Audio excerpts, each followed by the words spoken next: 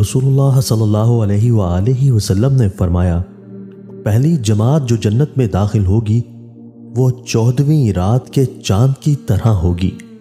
پھر جو لوگ ان کے بعد آئیں گے آسمان میں سب سے زیادہ روشن تارے کی طرح چمکتے ہوں گے۔ نہ وہ پیشاب کریں گے نہ پاخانہ، نہ وہ ناک صاف کریں گے نہ تھوکیں گے۔ ان کی کنگھیاں سونے کی ہوں گی اور پسینہ مشک کا ہوگا۔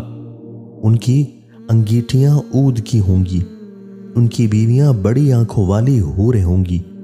سارے جنتیوں کی عادت ایک شخص جیسی ہوگی۔ سب اپنے والد آدم علیہ السلام کی شکل و صورت پر ہوں گے، 60 ہاتھ کے لمبے۔ رسول اللہ صلی اللہ علیہ وآلہ وسلم نے فرمایا، تمہارا اس زمانہ میں کیا حال ہوگا جو عنقریب آنے والا ہے، جس میں لوگ چھانے جائیں گے، اچھے لوگ سب مر جائیں گے اور خراب لوگ باقی رہ جائیں گے۔ جیسے چھلنی میں سے آٹا چھننے سے بھوسی باقی رہ جاتی ہے۔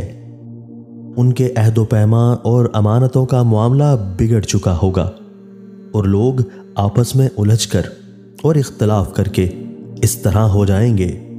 پھر آپ صلی اللہ علیہ وآلہ وسلم نے اپنے ایک ہاتھ کی انگلیوں کو دوسرے ہاتھوں کی انگلیوں میں ڈال کر دکھائیں۔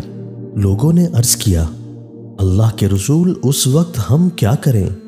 آپ صلی اللہ علیہ وآلہ وسلم نے فرمایا، جو بات تمہیں معروف اچھی معلوم ہو اسے اپنا لو، اور جو منکر بری معلوم ہو اسے چھوڑ دینا، اور تم اپنی خصوصی معاملات و مسائل کی فکر کرنا اور عام لوگوں کے مائل کی فکر چھوڑ دینا۔